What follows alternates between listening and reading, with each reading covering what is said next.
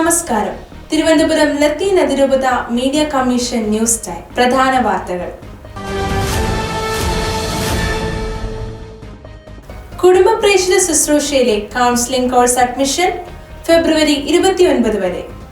കുടുംബ പ്രേക്ഷിത ശുശ്രൂഷയ്ക്ക് കീഴിൽ വെള്ളയമ്പലത്ത് പ്രവർത്തിക്കുന്ന സൈക്കോ സ്പിരിച്വൽ സെന്ററിൽ സർട്ടിഫിക്കറ്റ് ഇൻ കൗൺസിലിംഗ് സൈക്കോളജി കോഴ്സിന്റെ 13ാമത് ബാച്ചിന്റെയും ഡിപ്ലോമ ഇൻ കൗൺസിലിംഗ് കോഴ്സിന്റെ 6ാമത് ബാച്ചിന്റെയും ക്ലാസുകൾ 2024 മാർച്ച് മാസം ആരംഭിക്കും. 2024 ഫെബ്രുവരി 29 വരെ അഡ്മിഷൻ തുടരും. പേട്ട ഫെറോനയിൽ ഡിഗ്രി PG വിദ്യാർത്ഥികളുടെ കൂട്ടായ്മയിൽ ഇടവകകളുടെ ചരിത്രം പ്രകാശനം ചെയ്തു. പേട്ട ഫെറോനയിൽ വിദ്യാഭ്യാസ ശുശ്രൂഷയുടെ നേതൃത്വത്തിൽ PG വിദ്യാർത്ഥികളുടെ കൂട്ടായ്മയ്ക്ക് രൂപം നൽകി. ഫെബ്രുവരി 11 ഞായറാഴ്ച പോങ്ങുമൂട് സെന്റ് മേരീസ് ഇടവക ഹാളിൽ നടന്ന സമ്മേളനത്തിൽ PG വിദ്യാർത്ഥി കൂട്ടായ്മ രൂപീകരണത്തിന് ഡോക്ടർ ഇരുദയ രാജൻ നേതൃത്വം നൽകി. പ്രസ്തുത സമ്മേളനത്തിൽ പേട്ട ഫെറോനകളിലെ 11 ഇടവകകളുടെയും ചരിത്രമടങ്ങിയ ചരിത്ര വേരുകൾ തേടി എന്ന പേരിലുള്ള പുസ്തകത്തിന്റെ പ്രകാശന കർമ്മം ഫെറോന വികാരി ഫാദർ റോബിൻസൺ നിർവഹിച്ചു. പ്രമുഖ അഭിഭാഷക സെലിൻ വിൽഫ്രഡ് അന്തരിച്ചു. 1972 മുതൽ 87 വരെ തുടർച്ചയായ 15 വർഷം പബ്ലിക് പ്രോസിക്യൂട്ടറായിരുന്നു. 81 മുതൽ 87 വരെ ജില്ലാ പബ്ലിക് പ്രോസിക്യൂട്ടറായിരുന്നു. അതിരൂപത നിയമോപദേഷ്ടാവ്, ഫിനാൻസ് കൗൺസിൽ അംഗം, ജൂബിലി മെമ്മോറിയൽ ആശുപത്രി മാനേജിംഗ് കമ്മിറ്റി അംഗം എന്നീ നിലകളിൽ അതിരൂപതയിൽ സ്തുത്യർഹമായ സേവനം ചെയ്തിട്ടുണ്ട്. ചെറിയതുറ വെടിവെപ്പ്, കല്ലുവാതുക്കൽ മദ്യദുരന്ത കേസ്, ശിവഗിരി കേസ് തുടങ്ങി നിരവധി കേസുകളിലെ പബ്ലിക് പ്രോസിക്യൂട്ടറായിരുന്നു. 62 വർഷത്തിലേറെ അഭിഭാഷകയായിരുന്ന ഇവർ നിരവധി ക്രിമിനൽ കേസുകൾക്ക് വേണ്ടിയും ഹാജരായിട്ടുണ്ട്. അഭിഭാഷകനും ആദ്യകാല നിയമസഭാ LCയുമായിരുന്ന വിൽഫ്രഡ് സെബാസ്റ്റ്യനായിരുന്നു ഭർത്താവ്. ചെറിയതുറ സ്വദേശിയായ സെലിൻ കഴിഞ്ഞ മാസം 4-നും കോടതിയിൽ ഹാജരായിരുന്നു. ലോയേഴ്സ് കോൺഗ്രസിന്റെ ആദ്യ കമ്മിറ്റിയിൽ സംസ്ഥാന വൈസ് പ്രസിഡന്റായിരുന്നു. നിത്യശാന്തി നേരുന്നു. നെറ്റിയിൽ ചാരം പൂശി ക്രൈസ്തവർ നോമ്പുകാലത്തിലേക്ക് പ്രവേശിച്ചു.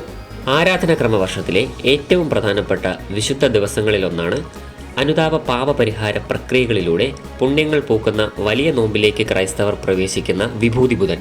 അനുതാപത്തിന്റെയും ഉപവാസത്തിൻ്റെതുമായ യഹൂദ പാരമ്പര്യത്തിൽ നിന്നുമാണ് വിഭൂതി ബുധന്റെ ആരംഭം. ഈ ഭൂമിയിലെ ജീവിതവും ഒരിക്കൽ കടന്നുപോകുമെന്നും എളിമപ്പെടാനും ത്യാഗമനോഭാവത്തോടെ ജീവിക്കാനും ഓർമ്മപ്പെടുത്തുകയാണ് ഈ ദിവസത്തിലെ ശുശ്രൂഷയിലൂടെ ചെയ്യുന്നത്. മുൻ വർഷത്തിലെ കുരുത്തോല വിശുദ്ധ ജലം കൊണ്ട് വെഞ്ചരിക്കുകയും സുഗന്ധദ്രവ്യങ്ങൾ കൊണ്ട് സുഗന്ധപൂരിതമാക്കുകയും ചെയ്തതിന് ശേഷമാണ് ചാരമാക്കുന്നത്.